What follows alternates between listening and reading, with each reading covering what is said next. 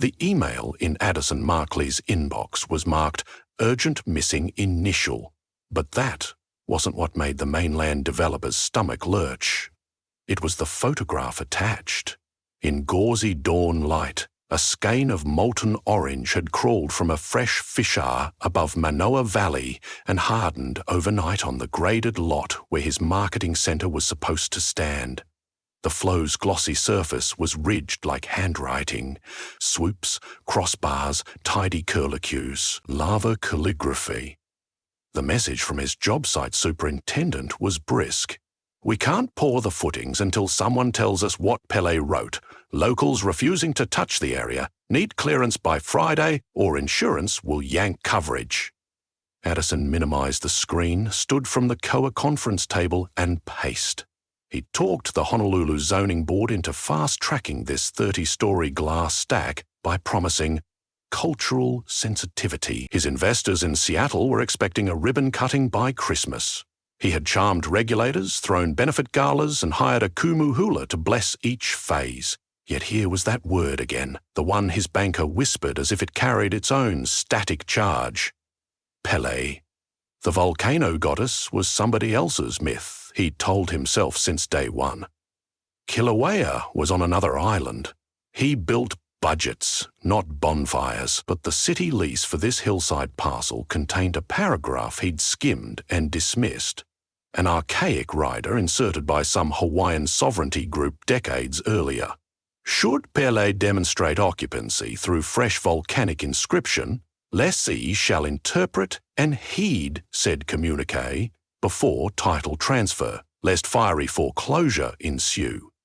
At the closing table he had joked that if the ground started spitting lava, the project would be the least of their worries. Everyone laughed, signatures flowed, and the clause faded into lawyerly dust. Now it had erupted in literal basalt. He texted his Honolulu broker, "How seriously do locals take this? Any workaround?" The reply came fast. "No workaround. Must read DAR script. Find an interpreter." Addison rubbed his temples. He'd already lost 3 contractors who refused to excavate the slopes they called Kapiko o Pele, Pele's navel. The hillside overlooked downtown and the surf break glitter of Ala Moana. From a penthouse balcony, one could sip single orange Kona and watch cruise ships slide like toys across the harbour mouth. The land was too perfect to abandon. He grabbed his jacket, zipped downstairs and strode through humid trade winds to the parking garage where his rented Lexus idled like a guilty conscience. One name echoed from the brokerage text. Auntie. Here, that could mean anyone respected enough to be consulted about family business or gods.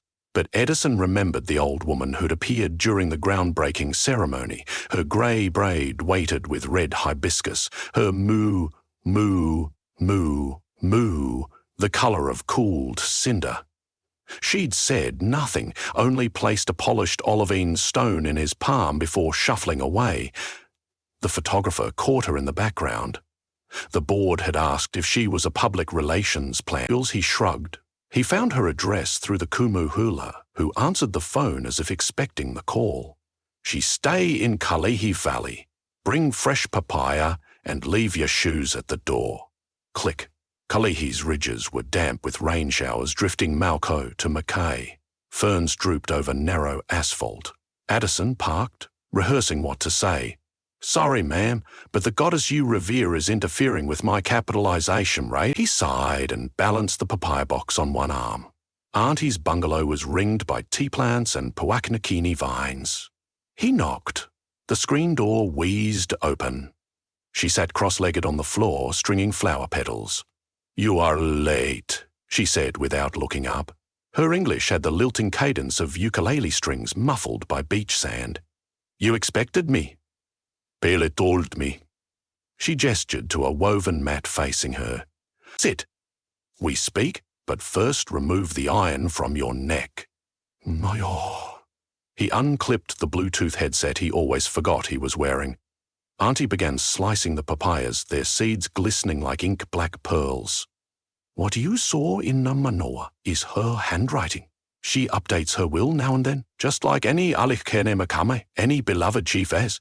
Islands shift, heirs multiply, humans get forgetful. So she writes again her will. Addison cleared his throat. I'm sorry, but we're days from our concrete pour. Investors. Auntie's eyes flashed ember red, an optical illusion of evening light through lattice. Your investors do not outrank the one who wrote the islands themselves. You will read her words before you touch another shovel. I don't read lava, he snapped, heat rising behind his collar. Then softer, could you? Auntie wiped papaya juice from her hands. I read, yes, but not for you. The clause says the lessee must read. She shaped her flow so you, a man of mainland tongue and spreadsheet mind, can learn. We elders may guide, but the mouth must be yours. A distant rumble shivered the louvered windows. To Addison it sounded like passing traffic. Auntie tilted her head as if hearing drum beats. You are building luxury nests on gravid earth, she continued. If the birthma says, pause, I am naming my child, you pause. Understand? He nodded despite himself. The air smelled of papaya and plumeria. He felt 8 years old, caught pilfering candy.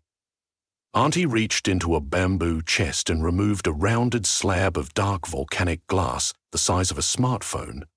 Pele's signature green olivine crystals glinted inside. Obsidian lens, she said. When lava writes, glare can blind. Look through this. Language will settle like ripples freezing. How do I decipher? Auntie tapped her chest. Listen first. Meaning will travel up your arms, across clavicle, inside ribs. Same way trade winds travel ocean. You translate with whatever words you carry. She pushed the lens across the mat. Go, tonight. Flows speak clearest at moonrise. Addison started to protest about OSHA rules. Closed trails, personal risk. She raised a finger. If you doubt, keep the stone I gave you at groundbreaking. It glows warm when Pele approves, cold when she doesn't. Simple. He dug in his pocket. The olivine pebble, carried all this time as a kitsch token, was indeed warm. He swallowed and thanked her. She returned to her lays. The interview was over. Back in the Lexus, he phoned his superintendent. Schedule night lights at the site. I'm coming up to... Read. Silence crackled. Then, if that's what it takes, boss. The access road spiraled above Honolulu's glitter, past ridgelines where city sodium lamps faded into crater black. Security guards waved him through, relief evident. None wanted to babysit sacred lava alone. Portable halogens cast the construction pad in stark chiaroscuro. Beyond barricades, the new flow lay like an ink spill, still steaming at the edges. Bulldozers idled a safe distance away, their steel tracks flecked with tarry bits. Addison donned a reflective vest and hard hat. The obsidian lens felt hefty in his shirt pocket. The olivine pebble nestled beside his phone. He could feel both warming, as if preheated. He stepped onto the rope perimeter. Heat lifted in shimmering sheets, drying sweat before it formed. The lava's surface was mostly black glass, but faint lines of orange pulsed underneath, the way neon signs hum behind tinted plastic. He held the lens before his eyes. The world snapped to infrared clarity. Letters, no. Glyphs floated just beneath the crust, glowing coral red. They looped in rows across 30 feet, tidy as ledger entries. He recognized spirals reminiscent of the old Hawaiian petroglyphs he'd seen etched into Big Island lava fields outside Kona. But intermixed were Latin characters, dollar signs, percentages, even emoticons, winking. Pele spoke many dialects apparently, including the lingua franca of real estate finance. Addison exhaled. Okay, goddess, dictate. Nothing happened. He remembered Auntie's instruction. Listen through the body. Heart thudding, he removed his hard hat, closed his eyes and knelt. The ground hummed. No crooned in a bass register, too low for ears but perfect for bone. Vibrations travelled through kneecaps, hips, spine. They became syllables in his skull, whispers at first, coalescing into words. I, Pele Honamia, Keeper of Fire, Guardian of New Land, hereby amend my testament. Addison's jaw slackened. The words were crisp, feminine, tinged with ember crackle. He opened his eyes. Glyphs brightened, as if coaxing him to read aloud. He swallowed. Plural command, frontage along the ridge shall remain unbuilt to preserve sightline for my sister Hachimanaka's rainbows. A halogen bulb fizzed and died, but he continued. Clause 2. 20% of all units shall be deeded in perpetuity to Kamajimanaka families earning less than the median island wage. They will be charged no maintenance fees for 100 years. Wind hissed through scaffolding. Another bulb winked out. Clause 3. A ley garden of native La'au shall flourish in place of the proposed helicopter pad. The developer will fund its care. His voice steadied. Clause 4. The penthouse shall host annual ceremonies honouring the fire that built this ground. No alcohol, but okolehau brewed from tea root. He paused, kneecaps scorching. Gritting teeth, he pressed on. Clause 5. Should the lessee fail to record these covenants with the Bureau of Conveyances before the next full moon, my signature will descend again, hotter, broader, to reclaim the deed. The lava dimmed, cooling to charcoal. Silence. Addison staggered back, lungs burning from held breath. The obsidian lens fogged with condensation. He checked the olivine pebble. It glowed faint ember. Approval, he guessed. His phone buzzed. Superintendent again. Boss, we lost power at the generator. You okay? Yes. He almost laughed. I'm better than okay. He dictated the 5 clauses into a voice memo, then climbed into the Lexus to watch the site recede in rear view. Clouds parted. Moonlight painted the harbour pewter. He felt oddly buoyant, as though joints had been lubricated with magma. Back at his condo in Ala Moana, he typed the clauses into legal format, cross-checked county definitions, and emailed the writ to his attorney with the header, "Record immediately non-negotiable." At dawn, he called his Seattle investors onto a video conference. Polynesian art filled the backdrop. He wore the same aloha shirt he once donned ironically. "Friends," he began, voice steady. "The pro forma has evolved, but so has our story. Luxury alone is passé. Sustainability and cultural stewardship command premiums." He unveiled the new plan, terraced ley gardens in lieu of a helipad, subsidized local housing, unobstructed rainbow corridors. Margins slimmed, yes, but tax incentives, green building credits, and philanthropic grants would buffer returns. He spoke with missionary zeal. Investors, wary of cosmic retribution they barely understood yet keenly felt, nodded along. Nobody wanted their office lobby flooded with lava. By week's end, Auntie visited the site. Workers cleared debris, marking garden beds with yellow ribbon. She inspected drainage gullies, sprinkler plans, and the new placement of the stack's southern wing angled to frame clouds instead of block them. She said little, yet Addison noticed her fingers brushing the rough plywood forms as though listening. They climbed temporary stairs to the 10th floor. From here, the sea shimmered aquamarine. Diamond Head rose like a half-opened green umbrella. Auntie produced a tiny calabash and sprinkled something that sizzled where it touched concrete. "Ground thirsts for coolness after all that heat," she murmured. Then louder, "She is pleased." Addison exhaled. "I hope so. These clauses, they feel impossible. How do I police resale to keep units affordable? How do I guarantee century-long fee?" Auntie looked at him as though he'd asked how to breathe. "You write binding language. You hire guardians. Money bends when humans decide to bend it." The olivine pebble in his pocket grew warm. He touched it absently. "May I keep this? Until you forget why it is warm." She winked, Construction resumed, slower but steadier. Crews now including local stonemasons who carved Nananaihihahi lava rock benches for the future garden. They taught Addison to pronounce street names correctly. During breaks, they told Molelo of Pele chasing her sister across island chains, each volcano a footprint. Hearing these tales, he realized the skyline he'd come to exploit was a library of fire and lava. His tower would add a mere bookmark. City headlines alternated between skepticism, developer court's goddess, and admiration. Affordable units carved from luxury project. A drone video of the cooled flow, its glyph still visible, went viral under the caption, "Pile's edited will relocate helipad." Mainland viewers debated CGI versus miracle. Locals shrugged.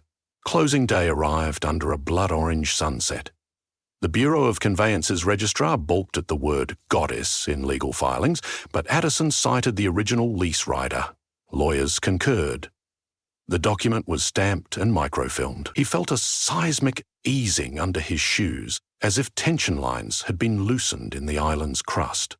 That night, he drove to the site alone, parking beside the silent flow that had launched his transformation. He stepped over rope. The obsidian lens remained in his glove box. He sensed he wouldn't need it. Lava, now ebony, lay under starlight, yet one section pulsed faint vermilion. It brightened as he approached, rearranging rows and circles, rewriting a coda. He knelt. The hum returned, gentle as tide ripples against lava rock pools. Words rose. "Gratitude carries more heat than rage. Keep stoking it." He smiled, answered aloud, "I will." The glow subsided, leaving only cooling stone. Months rolled. The tower hauled up by cranes that gleamed like coral skeletons, topped out at 28 stories instead of 30, preserving the rainbow corridor mandated by Clause 1. Its glass curtain wall reflected sunsets in koi-scale colours. Below, the Lagarda burst with hibiscus, elema, mokihana. The aroma drifted into lobby vents. Residents, including teachers and paramedics who could never have dreamed of ocean view condos, tended raised beds after shifts. Keiki practiced hula on lava rock stages. Tourists snapped photos. Lema docents explained the God's Clause, such that no marketing department could have engineered better buzz. On the inauguration day, Addison asked Auntie to lead the blessing. She declined. "Kumuhula will do. I shall watch from ridge." During speeches, Addison looked up. On a far ridgetop, a diminutive silhouette stood against white cumulus. A grey braid, a hibiscus glow. She lifted her arms. Smoke or cloud wisp fluttered behind her like a crimson scarf. After the crowd dispersed, Addison rode the service elevator to the penthouse, where caterers staged linen-draped tables of poke and taro roll. He opened sliding doors. Trade winds flapped napkins. He felt in his pocket for the olivine pebble. It was cool now, peacefully so. He set it on a railing overlooking the lay garden, a tiny emerald witness. In the distance, faint but distinct, he heard the low, euphonious laugh of a volcano at rest. Or maybe it was seismic instruments, registering nothing at all. A silence paid for with attentiveness. He raised a glass of okalehau. Steam curled across the drink's surface like lazy smoke. "To new land," he toasted into warm dusk. "May we read what it writes."